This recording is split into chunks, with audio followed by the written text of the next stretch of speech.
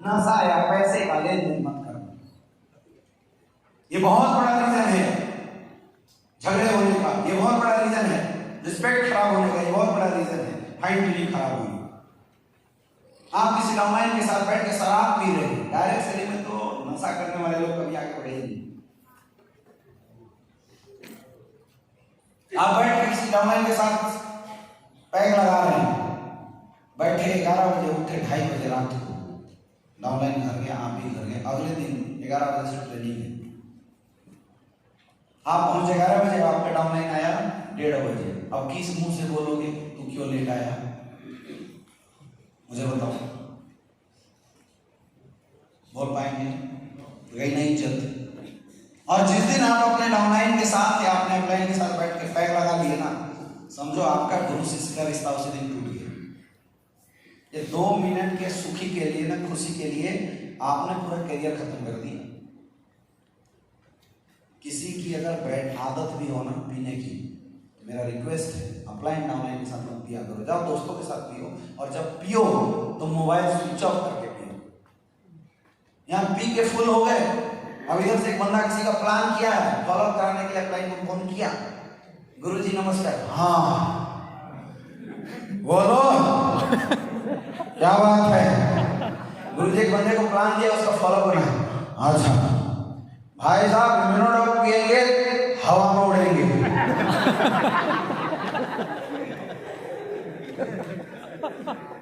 और आपको क्या लगता है डाउनलाइन पकड़ेगा नहीं गुरुजी की हालत में?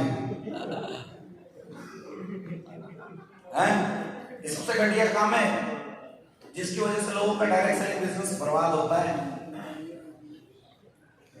बिल्कुल मत करना। दारू सिगरेट ये नशा जो होते हैं ना, ये टीम में बिल्कुल नहीं होना चाहिए। ये आइडियोलॉजिकल बिजनेस है यार। यहाँ हमारे साथ किसी की माँ बहन काम करती हैं, कोई अपने बच्चों का कैरियर हमारे हाथों में देता है। जब उस बाप को पता चलेगा कि आप उस कैरियर बनाने के लाए और उसके साथ बैठ के पैग लड़ा रहे हो, कौन बाप चाहेगा आपके साथ बिजनेस करवाना अपने बच्चों का? चाहेगा? कौन सी बीवी चाहेगी कि मेरा हस्बैंड ऐसे घटिया इंसान के साथ बिजनेस करे जो डेली रात को बैठ के पैग मार रहा है, छुट्टा मार रहा है? और जब परिवार नहीं सपोर्ट करेगी तो आप कितना मोटिवेट कर लोगे बताओ? आइडियोलॉजिकल बिजनेस है। आपको लोग आदर्श मानते, कुछ भी हो जाए इन चीजों से दूरी बना लेना। नशा और दूसरा पैसा, पैसे का भी लेन देन नहीं होना चाहिए। यहां बहुत लोग गलती कर रहे हैं और कर रहे हैं लोग, हजारों बिजनेस बर्बाद हुए पैसे के लेन देन की वजह से। आपने अपने डाउनलाइन को 20,000 रुपए दे दिया, मांगा दे दिया, अगर दे दिया तो भूल जाओ, दोबारा मत मुंह खोलना उससे। क्योंकि अगर आप मांगेंगे और मान के चलो सपोज उसका बिजनेस अच्छा नहीं चल रहा है तो दे तो पाएगा, उल्टा निगेटिव हो जाएगा, क्या मेरी हालत खराब है सर, बंदे नहीं डाल रहे मेरे डाउन में और पैसा मांग रहे हैं। अब अगले बार जब भी आप फोन करोगे उसको लगे पैसा ना मांगने लगे, sir the number you have dialled is switch off. जिसकी वजह से धंधा बढ़ाना चाहिए था उस वजह को ही आपने काट दिया ये 20,000 के चक्कर। जो डाउनलाइन आपको 70 करोड़ कमा के दे सकता था, जो अपलाइन आपको 70 करोड़ कमवा सकता था, 20,000 मांगने के चक्कर में आपने रिलेशनशिप की रेट मार दी। और कोई अगर अपलाइन अपने डाउनलाइन से पैसा ले लेता है, यार देना काम है 20,000 रुपए, अगर ले लिया समझो उसी दिन डाउनलाइन का विश्वास खत्म हो गया कि तू उसकी जिंदगी बदल सकता है। क्योंकि देने वाला का हाथ हमेशा, जब डाउनलाइन ही सर पे चढ़ गया उसके बाद क्या बचा आपके पास? आज के बाद ये आदत बना लो इस टीम में, कभी भी अगर कोई डाउनलाइन या कोई भी अपलाइन किसी से पैसा मांगे बोलना सर सॉरी, पैसा अगर होता तब भी नहीं देता, क्योंकि अमित सर ने मना किया है, रिश्ते खराब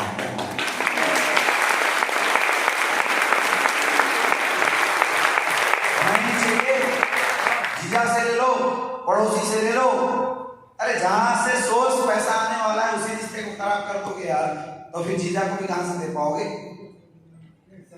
मैंने हजारों बिजनेस खत्म हुए देखे 10-20 हजार के चक्कर में, 5-6 हजार रुपए मांगने के चक्कर में लोगों ने खत्म कर दिए। ये रॉन्ग है, सबसे गलत है ये, इससे बिजनेस खराब होता है, रिलेशनशिप खराब होता है। ठीक है। दूसरा अप्लायंस से बिना पूछे कोई नया काम मत कर लेना। हम लोग क्या करते हैं, कुछ दिन के बाद अप्लायंस से पूछे नया काम करने लग जाते हैं। ये केवल आदत इसलिए बनाई जा रही है क्योंकि जब आप नया काम करोगे तो आपकी डाउनलाइन भी शुरू हो जाएगी। तो बिजनेस का इकोसिस्टम तोड़ दिया ना आपने, और एक बार का इकोसिस्टम टूट गया तो बिजनेस हमेशा खराब। भूल के भी कोई भी नया काम करने जाओ, अप्लायंस से परमिशन जरूर लो, ठीक है, आपके रिश्ते हमेशा बने रहें। और तीसरा, कभी भी अपलाइन या डाउनलाइन के पर्सनल रिलेशन में इंटरफेयर ज्यादा मत करना। किसी का बाप पागल है, मान लीजिए किसी अपलाइन का बाप पागल है और आप डेली उसके घर में घुस रहे हैं और उससे बोलोगे सर आपका बाप तो पागल है सर, पहले बाप को सुधार लो सर। वो बताओ अपने पिताजी की रिस्पेक्ट देखेगा या आपके साथ रिश्ता बनाएगा? किसी के बीवी के साथ झगड़े हो रहे हैं और आप 10 जगह हल्ला कर रहे हैं, अरे यार वो तो मिश्रा जी है ना, उनकी तो झगड़े हो रहे हैं मैडम के साथ। मिश्रा जी पहले रिश्ते बचाएंगे या आपको पैसा कमाएंगे? खत्म हो गए, रिश्ते खत्म हो गए। कैरेक्टर बहुत इंपॉर्टेंट है मेरे दोस्त डायरेक्ट सेलिंग में। अगर आपने अपना कैरेक्टर बचा लिया ना, आप डायरेक्ट सेलिंग के हीरो हैं। जिस दिन आपकी कैरेक्टर पे छोटी सी दाग आ गई उस दिन खत्म। हमारे साथ बिजनेस में बहुत सारी माताएं, बहनें, छोटी छोटी बच्चियां काम करती हैं। याद रखना, अगर नेटवर्क के अंदर कोई भी लेडीज हैं तो आपकी माँ जैसी, और कोई भी अगर गर्ल्स हैं तो आपकी बहन जैसे। दूसरा कोई नजरिया नहीं डेवलप होना चाहिए। आप है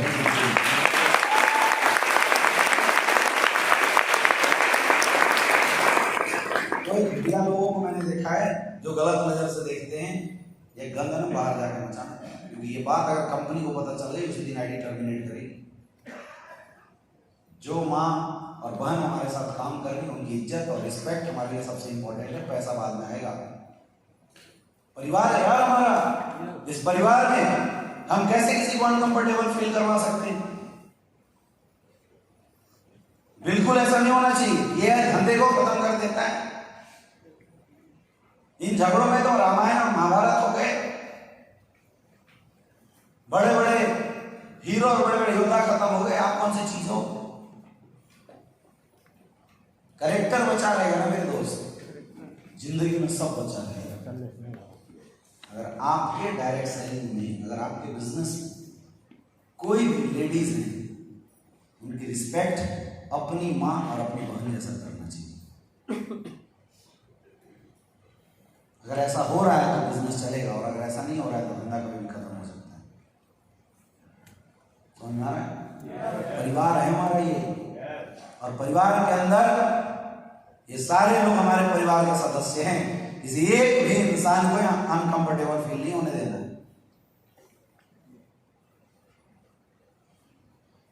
अगर ये मेंटेन कर लोगे, जिंदगी में कभी रिश्ते आपके खराब होंगे ही नहीं। कोई अगर अपनी आदत से लाचार है, नेटवर्क के बाहर जाके करो, कोई नहीं देखने वाला, कोई आपके पर्सनल लाइफ में इंटरफेयर नहीं करने वाला। लेकिन यहां अंदर डायरेक्ट सेलिंग के अंदर, टीम के अंदर किसी भी प्रकार की ऐसी हरकत नहीं होनी चाहिए जिससे हमारे और हमारे टीम के कैरेक्टर पे दाग लगे। समझ में आ रहा है? समझ में आ रहा है? समझ में आ रहा है? परिवार है मेरे दोस्त, और इस परिवार के साथ लोग तभी जुड़ना चाहेंगे जब इस परिवार का हर एक सदस्य इस परिवार को अपना परिवार मान के चलेगा, अपनी जिम्मेवारी लेगा। लड़ाई झगड़े से कुछ नहीं होते, ईगो पकड़ने से कुछ नहीं होते। रिश्ते बिगाड़ना 2 मिनट का खेल है, झगड़ा करो तुरंत, लेकिन बनाने में लाखों साल लग जाते हैं और रिश्ते बनते हैं। समझ में आ रही है बात? आया ना? मानोगे इन 3 रूल्स को? समझोगे इसको? तोड़ोगे तो नहीं? क्लियर? इसको एकदम बिल्कुल। डायरेक्ट सेलिंग में अगर लीडर बनना है ना, आइडियल लीडर बन के रहो। आइडियल। मुझे 10 साल हो गए डायरेक्ट सेलिंग में, सिंगल दाग कोई नहीं लगा पाया। मैंने अपने कैरेक्टर को चट्टान के जैसा मजबूत रखा है इस इंडस्ट्री में, चट्टान के जैसा। इसलिए लोग खौफ खाते हैं, इसलिए लोग डरते हैं।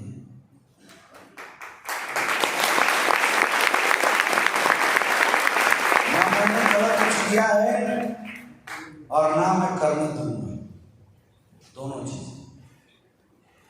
क्योंकि इतना बड़ा परिवार, इतने सारे लोगों का कैरियर का सवाल है, गलत नहीं होने दे सकता। अब 10 लाख की मेरी टीम है, पता है आपको, लेकिन शुरू से लेकर आज तक मेरा सिंगल किसी अपलाइन के साथ, ना किसी डाउनलाइन के साथ झगड़ा कभी नहीं हुआ। आप पूछो मिश्रा जी से, कभी झगड़े हुए मिश्रा जी हमारे साथ? और आप पता कर लेना किसी से भी, किसी डायमंड से पता कर लेना जो मेरे कोर टीम है, जिनके साथ मैं ग्राउंड में काम किया, मेरा तुम में तक नहीं हुआ आज तक, हुआ ही नहीं कभी।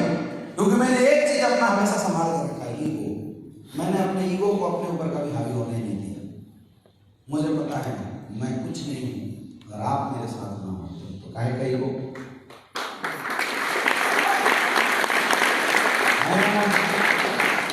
जिस अपलाइनों से आप झगड़ा कर रहे हो भाई, जिस अपलाइनों के साथ आपकी ट्यूनिंग आज खराब हो रही है ईगो के चक्कर में, याद रखना जब आप कुछ भी नहीं थे ना, वही अपलाइन, भले आपसे कमजोर हो, काला हो, मोटा हो, अनएजुकेटेड हो, वही अपलाइन था जो आपकी जिंदगी में आया और डायरेक्शन का महत्व समझाया। अब आप कहाँ थे?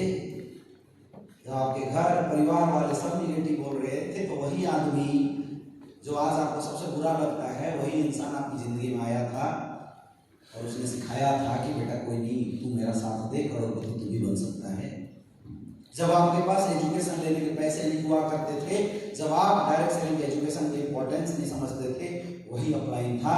बेचारे को अगर खुद नहीं समझ में आता था तो अपने अपलाइन को रिक्वेस्ट करके आपसे मिलवाता था और आपकी फॉलो काउंसलिंग करवाता था। वही इंसान, वही अपलाइन जिसको आज आप खराब समझ रहे हो, समझना है। और हम कितने खुदगर्ज हैं। जिस इंसान ने हमें इस इंडस्ट्री में लाया, जिस इंसान ने हमें इंडस्ट्री के बारे में बताया, जिस इंसान ने इस इंडस्ट्री के लिए हमें सिखाया, हम थोड़े बड़े क्या हुए उस इंसान के साथ ही झगड़े। वो इंसान ही हमारे लिए बुरा हो, क्यों ऐसा बना के रखे हो भाई? खत्म करो इसको, आया ना? और कैसे खत्म करना है, क्या करना है? मैं बता रहा हूँ रियल कुछ नहीं है दोस्त। आज जिस भी इंसान के साथ आपका झगड़ा है ना, जिस दिन आपकी मौत होगी, वो झगड़ा इस शरीर के साथ खत्म हो जाता है। और पता चला कि अगले जन्म में आप किसी के बेटे के रूप में आ गए धरती पे, दुश्मन बना के रखे थे। क्यों झगड़ा रखना, क्यों ईगो पकड़ के बैठना, क्यों ना 2 मिनट के अंदर खत्म कर देना इसी को। यस या नो? मैंने देखा है लोग अपलाइनों से एक्सपेक्टेशन बड़ा रखते हैं, मेरा एक लेग चला दो, मेरे ट्रेनिंग के पैसे दे दो, मेरे लिए प्लान कर दो, मेरा फॉलोअप कर दो। लेकिन आज तक मैंने ये चीज नहीं देखा कि लोग अपने अपलाइन से थैंक यू बोलते हैं। जिस इंसान ने आपको जिंदगी में इतनी बड़ी अपॉर्चुनिटी दिया, क्या आज तक आप उससे गले मिलकर धन्यवाद बोले? ब्रोंज बन गए, 2500 का चेक आया, क्या आपने एक मैसेज टाइप किया, सर बहुत बहुत धन्यवाद, आपके आशीर्वाद, आपके गाइडलाइन से सर मैं ब्रोंज बन गया, 2500 का चेक आया? क्या लग जाता, कितना पैसा खर्च हो जाता इसमें? लेकिन हमने ऐसा किया नहीं किया। अब सिल्वर बने थे, 4500 का चेक आया था ना, अरे 10 रुपए के गुलाब खरीद लेते और 20 रुपए की मिठाई खरीद लेते। क्या आप ऐसे एक गुलाब और एक मिठाई लेकर अपने अपलाइन के पास गए, मिठाई खिला के फोटो खींचा, सर बहुत बहुत धन्यवाद, दिल से आपको, आपकी वजह से 4500 का चेक आया? क्या हमने ऐसा कभी कुछ किया? नहीं किया। हमारी एक्सपेक्टेशन अपलाइनों से बहुत है, लेकिन हम एक धन्यवाद भी नहीं देना चाहते हैं। क्यों? क्यों? हमें लगता है कि यार मेरे काम करने से अपलाइन का चेक तो बन ही रहा है ना, तो भाई साहब आपके काम करने से तो डीटीडीसी कुरियर वाले का भी चेक